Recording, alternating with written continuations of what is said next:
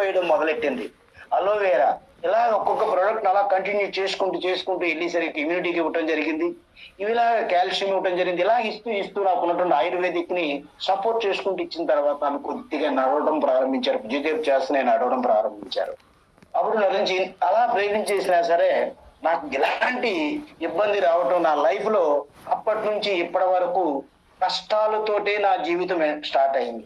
Starting నుండి కష్టాలే ఈ రోజు వరకు అలా జరుగుతుంది. అదే తరుణంలోనే నాకు విస్టేజ్ ఎలా పరిచయం అని చెప్తాను. అదే టైంలో మన విస్టేజ్ లో ఐస్బ్రాన్ ఆయిల్ ఉంది, తర్వాత సిఎండి డ్రాప్స్ ఉంది. ఈ రెండప్పటికి నేను జాయిన్ అవ్వలేదు.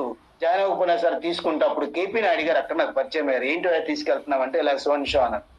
అప్పుడు ఆయన కొద్దిగా చెప్పారు. అప్పుడు ఎవరైనా ఆమె కోమాలో ఉన్న టైంలో నీకు ప్లాన్ చెప్తానంటే ఎవరైనా వింటారా సార్? వినరు.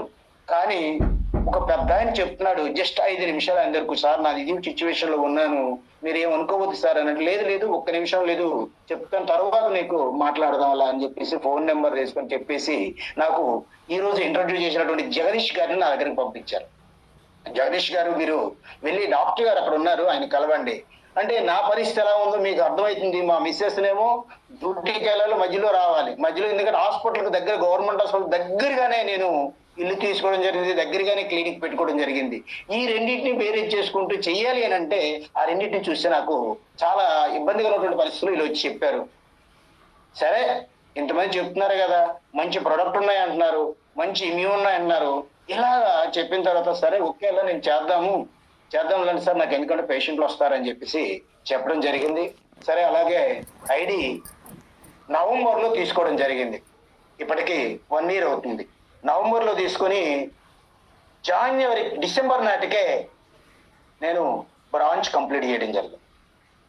ఎప్పుడైతే బ్రాంచ్ కంప్లీట్ అయిపోయిందో నెక్స్ట్ మంత్ సిల్వర్ కంప్లీట్ చేసుకోవడం జరిగింది. మురళీకృష్ణ గారి, ఝాన్సీ మేడం గారు నా డౌన్ జూనియర్సే.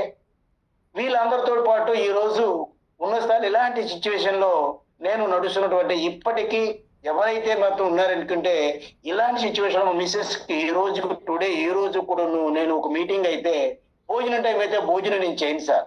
ఎందుకంటే భోజనం టైంలో నేను ఇంటికి వచ్చి మా మిస్సెస్ గారికి అన్నం పెట్టి మళ్ళీ అక్కడ భోజనం ఉంది సార్, మీటింగ్ అయిపోయి మధ్య లంచ్ ఉంది, లంచ్ చేసిన తర్వాత మళ్ళీ మీటింగ్ ఉంటుంది కదంటే నేను ఆ మీటింగ్ టైంలో భోజనం ఆపేసుకొని ఇంటికి వచ్చి మీకు భోజనం పెట్టి మళ్ళీ నేను వెళ్ళాలి.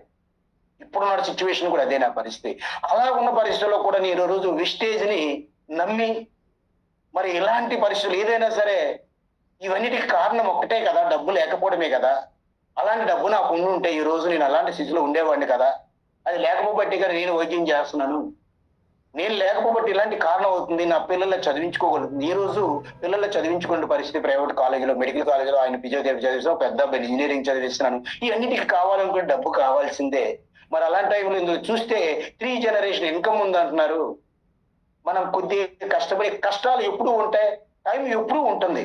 ఆ టైము ఆ కష్టాలని పక్కన పెట్టి ఒక్క 1/2 hour కానీ మనం దీనికి కేటాయిస్తే మనకున్న ఏ లేజర్ టైంలో అయినా సరే, నాకున్న లేజర్ టైము 1/2 hour కూడా. ఎందుకంటే మధ్యలో వచ్చి ఆమెకు టాబ్లెట్ ఇవ్వడం, స్నానం చేయించడం నాకు బాధాకరమైనట్టు. ఎందుకంటే ఒక ఆడదానికి స్నానం చేయించాలి అని అంటే ఎంత కష్టమో భర్తగా చేస్తాం, తప్పని పరిస్థితి.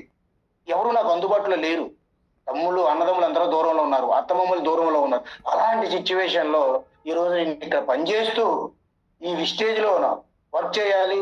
ఏది ఏమైనా ఎన్ని కష్టాలు ఉన్నా సరే విస్టేజ్ లోనే రాబోయే కాలంలోనే ఏ కష్టమైతే ఉందో ప్రతి ఒక్కరికి తెలియాలనే ఉద్దేశంతో ఆ కష్టాన్ని అధిగమించినట్టు. ఎందుకంటే చాలా మంది ముందు చూస్తే ఎన్నో కష్టాలు పడి వచ్చారు, వాళ్ళని అధిగమించి నేను రాబోయే కాలంలో సీఎం అవ్వాలని